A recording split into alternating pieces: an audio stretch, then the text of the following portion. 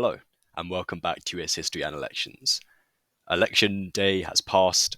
Over 150 million ballots have been cast nationwide, and following a rather quick election night, Donald J. Trump, the former president, has been elected as the 47th president of the United States with a fairly comfortable margin, a margin that nationwide, he won the popular vote for the first time in his electoral history, has pretty much not been expected even by the most optimistic of Republicans nationwide, swing states. He won all seven. I just want to quickly go over, this is the map on Decision Desk HQ. They're pretty quick with calling races, making projections. They currently have Michigan as too close to call, and I think that's going to be the closest out of them all. Arizona, that's just too early because the ballots take a while to come in, but Donald Trump's going to win that by about 4 points. And it's really interesting to look at this because, of course, my prediction, I said that Kamala Harris was going to win very narrowly, having a lead of maybe 2 points in Michigan, in Pennsylvania, and then a very, very narrow margin in North Carolina, Wisconsin, and Nevada, though I did say all of those could flip. So I'm really not surprised with those three races. Michigan and Pennsylvania, I'm a lot more surprised in, and just for some of the general trends as a whole. So I want to quickly go into this, but, just to say, congratulations to the former president. He clearly ran a good campaign and hit on the key messaging, which was the economy. Who'd have thought the economy is what people, experience everyday lives? That turned out to be the big thing, and also turnout from those low propensity voters that I was warning you guys about. However, the problem is the turnout just wasn't good enough with some of the Harris voters, and this is pretty much what the results show. Now, 2020 on the left of this column are the shifts from 2016 to 2020 when Biden did really well. And on the right of this column is the 2020 to 2024 shifts. Now they're all red. There's not really many positives to take out of Kamala Harris's loss here. It's quite interesting because I'm going to quickly go on to how the Democrats did in the Senate and in the House races nationwide. But essentially, they didn't do too bad in those compared to what the expectation was. However, when it comes to the presidential race, they did underperform. That is clear to see. And the big things that stand out here for me are 18 to 34-year-olds, 5.6 shift to the right, less than 50% white, so make racially diverse areas, 7 points to the right, and the big one, which is the story of the night, as most of the pundits are talking about, over 25% Hispanic counties. Think South Texas, think South Florida, think counties in Pennsylvania and in Jersey. A 9.5 shift to the right. Now, I've highlighted these shifts. They were happening before. In 2020, they happened, but this is really what dealt that hammer blow, and also reduced the margin of victory in some of the safer blue states was a big thing that came out of the election. So I just want to quickly go into the New York Times election swing meter from 2020. It's quite interesting seeing 2020 because it was a lot of mix of a lot of blue and a lot of red. It was typically rural areas getting more red in 2020 and some of the Hispanic counties. However, Biden did markedly improve in urban areas and suburban areas. However, this is just a sea of red, and there's really no good way to put it if you are trying to look at some areas for where they did well. I just want to quickly say where they might have did well. The only reasons to be positive was some of the suburban areas.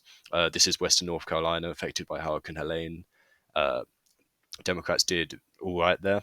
And of course, the big areas that they did do well in was getting about 5 points on average swing in favor of them in the Atlanta exurbs and suburbs. Everywhere else, though, they massively underperformed. The biggest arrows you can see are in Virginia, New England, and also Texas and Florida.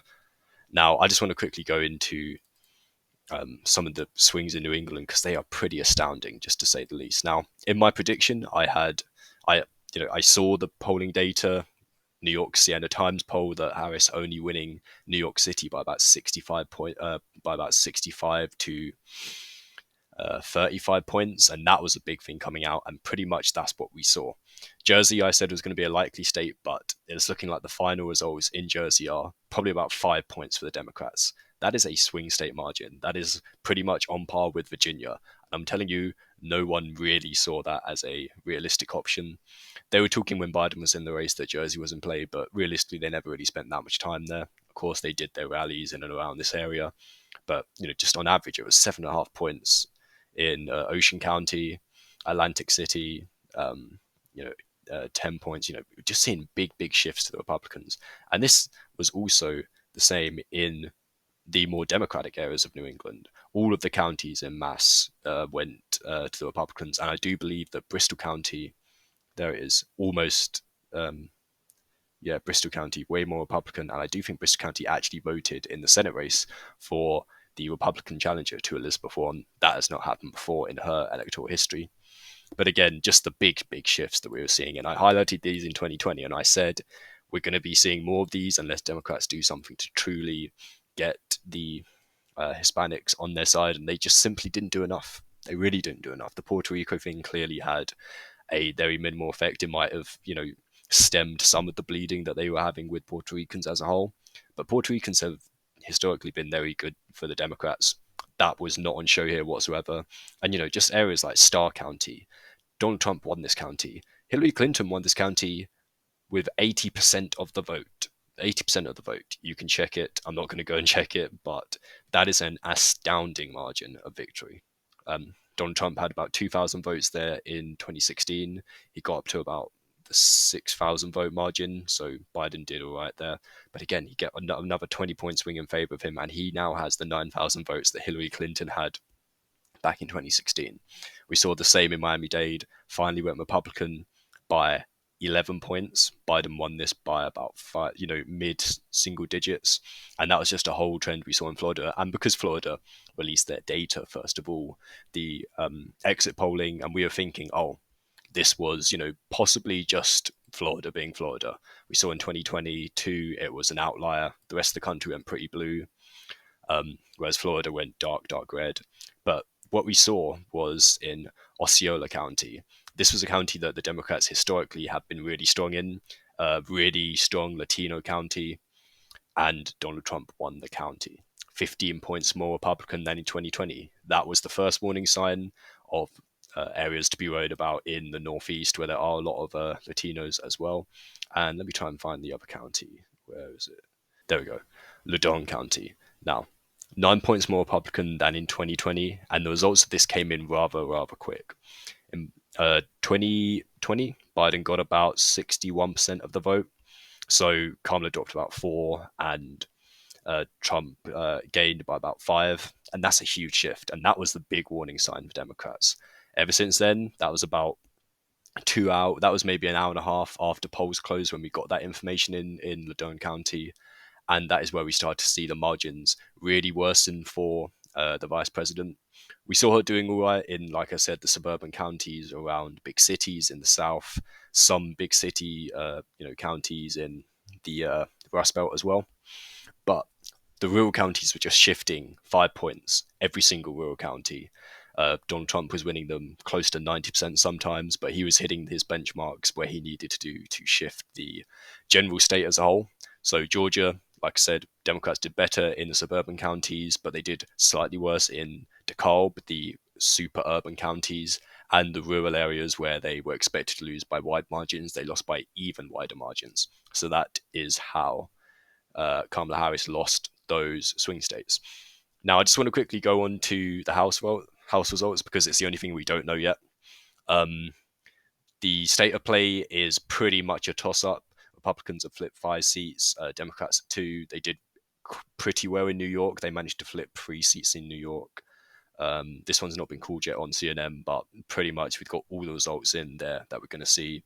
So it's actually quite interesting to see that because the Democrats wanted to, their path to getting House majority was through New York, picking up the odd seat across the nation, and then California. And simply with California, they have a weird system where ballots can come in quite late, and we're really not going to be knowing what's going to happen in California until maybe 2-3 days. And there's about 5 competitive seats right there. If the Democrats manage to flip all of them, then they will have about a 1 or 2 seat majority in the House. If they don't do that well, then the Republicans are probably going to slightly increase their majority, maybe to like 222 or maybe back to their 2022 levels before they, of course, lost some seats in special elections. I also want to quickly go on to the Senate races. Let me go on to New York Times. It'll be the easiest one to show. And my prediction was 51 42, though I was pretty much set on 52. If Sherrod Brown had a very, very narrow path to victory. And of course, Kamala Harris did worse in Ohio than President Biden did. And that pretty much spelled doom for Sherrod Brown's re-election chances, even though he outrun Kamala Harris by 7 points, which I assumed would have been enough, considering I thought Ohio was going to stay rather stagnant. I didn't really think it was going to go that much in favor of the Democrats this time around at the presidential level. But I was thinking Sherrod Brown was going to have to outrun it by 7 to 8 points. He did, but simply that was not enough because Donald Trump won the state by 12 points this time around. And also Pennsylvania is very close, and they don't want to call it yet just because some late mail-in votes are going to come in, absentee ballots. But Dave McCormick is certainly going to pick up Pennsylvania. So that's pretty much 53 seats for Republicans. Angus King's going to win in Maine. Michigan and Wisconsin are knife edge, but it looks like Alyssa Slotkin's going to just about eke it out there. And Tammy Baldwin has actually built up a bit more of a margin, very similar to Ron Johnson back in 2022. Nevada also really close. Jackie Rosen is going to outperform Kamala Harris by about 5 points in the state. It looks like she's going to win there. And Arizona, Ruben Gallego massively overperformed, as everyone expected, massively overperformed Kamala Harris and is going to defeat Carrie Lake in Arizona.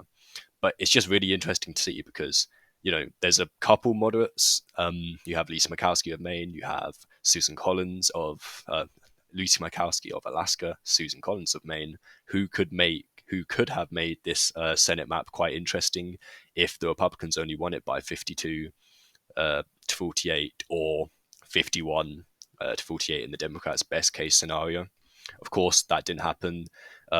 Dave McCormick picking up Pennsylvania is going to be a massive boost for them, and essentially Donald Trump can get whatever he wants through the Senate now. And of course, that does all ride on the House. Even if it is just a one-seat majority, just having the speakership, having that leadership team in place is a massive boost for the Trump admin when it's coming through. If it wants to get anything passed, it's going to be really tight because there's still a fair amount of moderate Republicans who are just about hanging on in some of these states, in some of these districts, sorry. So that's really what it's going to be looking like. If I was going to put money on it now, I'd say the Republicans would have a majority of maybe 2 to 4 House seats. So I think Democrats are probably going to gain maybe 1 or 2 from their performance in 2022. But then again, we could see big numbers come in for the late mail-in ballots of California. Like I said, we're not going to be seeing that until the end of the work week. So stay tuned for that, but don't don't lose sleep over this race because we're not going to be knowing very soon. But yeah, I just wanted to quickly cover how Trump has done so well at the presidential level, how the Republicans have done pretty well at the Senate level, and how the House races are still a toss-up. So thank you for watching. I'm going to be doing some more analysis once we get the House seats in and what that means for the country and the political environment as a whole. And I'll see you all again very soon.